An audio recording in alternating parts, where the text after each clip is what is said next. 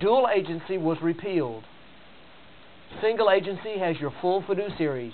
You can work with either the buyer or the seller, but you cannot work with both in the same transaction. The disclosure form that we have for single agent relationships is either prior to showing property or prior to contract, whichever comes first. The transaction brokerage relationship has a limited obligation. You can work with both the buyer and the seller, but remember that you can't tilt. You can't work with one more than the other. You can't be favoritism. There are no disclosure forms required for the transaction brokerage relationship. By the way, Florida law presumes that we are transaction brokers unless we enter into another agreement with one of the other agency relationships. The no brokerage relationship, you have skill, care, and diligence. It's the minimum obligations, but we still have to disclose prior to showing property.